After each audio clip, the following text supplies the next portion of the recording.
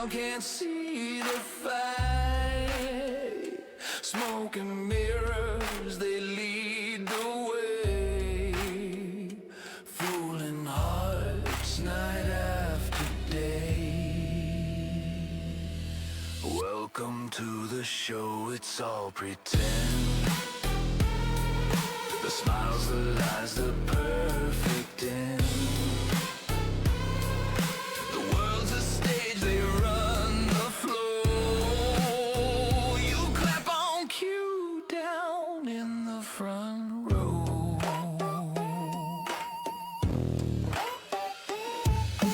Painted faces, masks of stone. A hollow laugh that chills the bone. Puppets dangle strings unseen. Life's a trick, a cruel machine. Do you see it? Do you feel it? Or just believe it?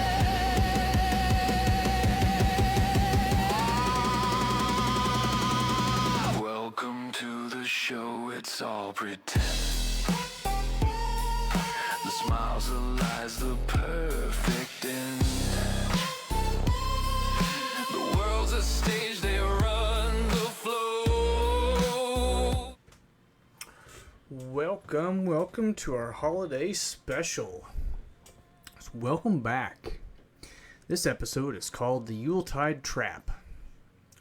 So while the rest of the world is arguing over whether Die Hard is a Christmas movie, which it is, or if the eggnog is spiked, probably is as well, we're looking at the ledger. We're looking at the system. Every December, a collective trance falls over the planet, especially here in the United States. We fight for parking spots, we max out our credit cards, we buy plastic trinkets for people that we maybe see once a year. But is that just tradition, or is it a manufactured cycle of debt? And today we're deconstructing the conspiracies and the cold hard marketing science behind spend, spend, spend season. You are watching Breaking the System. Let's talk about the Gruen effect and the architecture of spending. You ever notice how you walk into a mall for one roll of wrapping paper, or walk into Walmart for one thing, right? And you walk out about 3 hours later with a new wardrobe and a headache? And that's not by accident. It's called the Gruen effect. Gruen. Okay? So the theory is here that modern retail spaces are designed to be intentionally disorienting by removing things like clocks and windows and using mosaic and specific scents like artificial cinnamon. The system triggers a psychological state where your internal budgeting brain therefore shuts off. Pretty awesome, isn't it? So here's the holiday twist. During Christmas, this is dialed into 11. Like if you've ever watched, I think it's called Spinal Tap.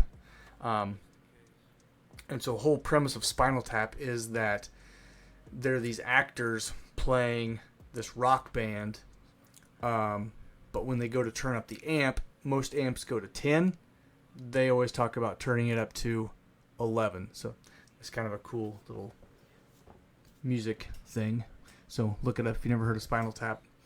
So during Christmas, this is dialed to 11. The lights and the decor create a sensory overload that regresses us adults to a childlike state, making us more impulsive and more susceptible to nostalgia bait pricing. Sound familiar? All too well, right? Well, what about the red suited salesman, right? Who came up with that? The Santa rebrand, so to speak. We think of Santa as this ancient folklore figure, but the version that you know, the jolly, plump man in the red suit, wasn't the global standard until around the 1930s. So who standardized him? Take a guess. You're right, it's Coca-Cola. The system literally rebranded a saint into a corporate mascot to sell soda in the winter. By tying the image of Santa to a specific aesthetic, they linked the spirit of Christmas to a brand. Okay? And so what was the goal here? And the goal was, if you own the image of whatever holiday it is, you own the wallet of the consumer. It's what they call the ultimate long con in brand loyalty. Pretty awesome, isn't it? What about the manufacturing shortage, right? Especially when we talk about like Black Friday. There's always that one item that you go out to get, but there's also 1,000 other people that's going out to get that one item, and the stores only have 10 of those in stock. So you have to go there at like 2 in the morning and camp out till the sun comes up and be first in line. You're not going to get it, right? That's this manufactured shortage. So we have to ask ourselves, why is there always one toy every year that parents are literally fighting over in the aisles? And if we think back, we think of things like Cabbage Patch Kids, Elmo, PS4, PS5, or whatever it is, right? There's always something. So some theorists believe manufacturers intentionally throttle supply to create artificial scarcity, right? These things are still going to be made, but the idea is that it gets you and I off the couch and into the store, and not only into the store, but in the lines waiting for these items along with thousands of other people across multitude of other different places to shop, whether it's Walmart, Target, Kohl's, Lowe's, Menards, whatever, right? They create this artificial scarcity with these items.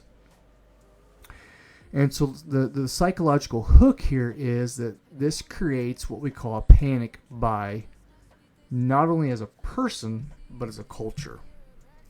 When the system makes you feel like you're failing as a provider if you don't get the it gift or the new gift, what's in, so to speak.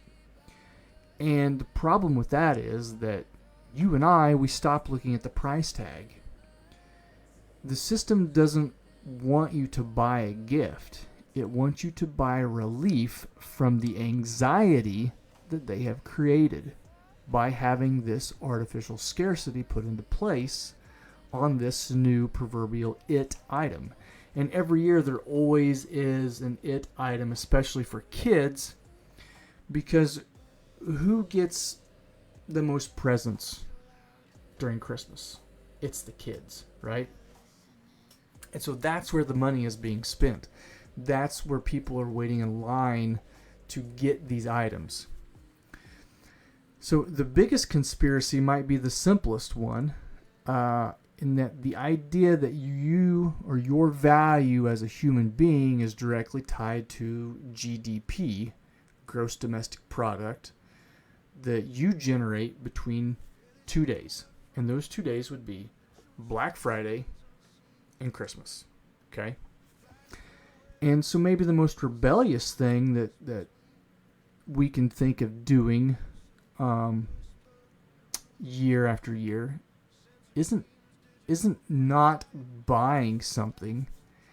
It's buying into the people that you're going to be with and not the products. Okay? So, especially this time of year, right? Stay skeptical. We want to stay warm. We want to use our common sense. So if we jump into a quick comparison of reality versus the system here, So the tradition behind Christmas is what? Gift giving. Okay? But what comes with that? High interest credit card debt, for one, right? Lost my place here. So they created this thing a while back called the buy now pay forever system, right? And so this is kind of like the darkest part of this Christmas system. In the U.S., the average person spends roughly $1,000 on Christmas, and a huge chunk of that goes into what? Into high interest credit cards. And if we only pay the minimum, you aren't finished paying for Christmas of 2025 until about 2030, right? So if we spend that $1,000 and we only pay the minimum every year or every month on that $1,000, it's going to take us 5 years to pay that one Christmas off. And so the system encourages this December debt because it ensures people stay tied to their jobs in January.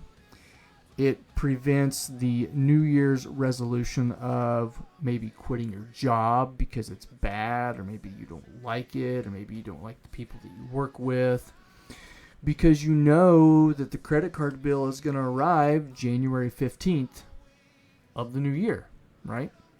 And so this is a mechanism for what they call worker retention through debt.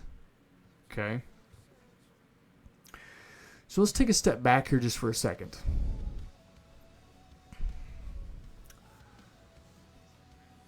Let's look at the history of the war on Christmas. So to understand this conspiracy, you have to understand that Christmas as we know it is actually quite new. In the 1600s, Christmas was essentially banned in many places. Through the Puritans in Boston, they actually made it illegal to celebrate Christmas in 1659 because it became too rowdy. And so around 1843, there was a huge turning point by a guy named Charles Dickens. What did Mr. Dickens do? Well, for those of us that like Christmas music, he published a little thing called A Christmas Carol. And so Dickens didn't just write a story. He provided the proverbial software for the modern holiday.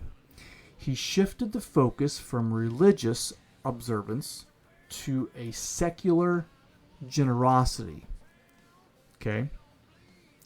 And specifically being that the idea that being a good person, for you to be a good person, it requires for you to buy things for the poor or for your family. Okay? Also look what was happening and so if this happened in 1843, what else was happening during this time, during the 1800s? Well, we look at the Industrial Revolution. In the mid-1800s, factories were producing goods faster than we were buying them. And so they needed like this release valve. They needed this mechanism, this so-called system put into play so that people would want or need or have to go out in society and purchase things that they necessarily didn't need. Okay? So Christmas became that valve, that releasing valve that we needed. And in 1858, the first department store, which was R.H. Macy, it stayed open until midnight on Christmas Eve. And what this company did was it set a record for a single day's sale. And guess what that was? Back then, this would have been a fortune. This was around $6,000, okay? And what happened was, because of this, the system seen what could be, okay? And this was the birth of what we call the targeted shopping season, right? And so that leads into the whole Santa thing, right? So we talk about Coca-Cola inventing Santa, being this jolly, grandfathered, red-suited man that we all know. So the strategy behind that was that we needed Santa, or not we, but like the system needed a person that was kindly, that was neighborly. They didn't want this salesman person, so they bypassed that in defense, right? And you don't, because a lot of us, we don't buy stuff from a salesman, right? When we think of Santa, what does Santa do? Santa, you receive gifts from Santa, okay? And this idea in itself became the ultimate Trojan horse for consumerism, right? And so adults, think about it. Who is Santa? Okay? People receive gifts from this jolly fellow. And we almost make it like a god. It's somebody that comes in the middle of the night that we don't necessarily see, and we can tell stories about it, and we can pass this on from this idea from generation to generation to generation, right? Okay. What else came out of this that's close to Santa? Well, in 1939, we got Rudolph the Red-Nosed Reindeer. Okay. Rudolph wasn't an old folk legend. He was created by Robert L. May, which was a copywriter for the Montgomery Ward department store. And for those of us that have a little bit of age on us, right, back in the day, Montgomery Ward was a huge department store, okay? Big. And so, like, when you bought something, you ordered something, it typically came from Montgomery Ward. And so the goal here was to create a proprietary character that would drive kids into their specific stores for things like coloring books and merchandise. And this became the first viral marketing campaign geared towards children. Okay? So the whole idea of Rudolph the Red-Nosed Reindeer was a marketing ploy designed by this guy that worked at Montgomery Ward, specifically targeting children. Pretty awesome, right? So what's the idea of the science behind the spin? The spin. So if we look at the modern system, the psychological tricks used in retail that feel like a conspiracy but are actually just high-level neuro-marketing strategies. And that's what we talked about in the beginning. When you walk into places like Bath and Body Works, what overwhelms you? Well, you get this sense of cinnamon and pine, right? Especially if it's Christmas time, and if it's around Halloween time or Thanksgiving, it's that pumpkin spice, right? Different scents trigger the amygdala in our brain, and it bypasses logic and increases this perceived value because it makes it seasonal, right? Holiday, whatever that holiday is. Okay, and that's called the olfactory branding. And so the endowment effect is giving children wish lists to fill out. So once a child claims an item on a list, they feel a sense of ownership, making the parent feel like they're losing something if they don't buy it. And so that's the whole idea of where this wish list came about, where you would have your child, right, give us a couple things that you would like for Christmas, okay? And you as a parent, you are then obligated, right? If you're a parent, got to get something for your kids. You're going to get them something that they want. Now you feel like you are obligated to do that as a parent, okay? And so the last thing here is we look at the social proofing, and we talked about the limited stock that they give labels on certain things, especially around Black Friday.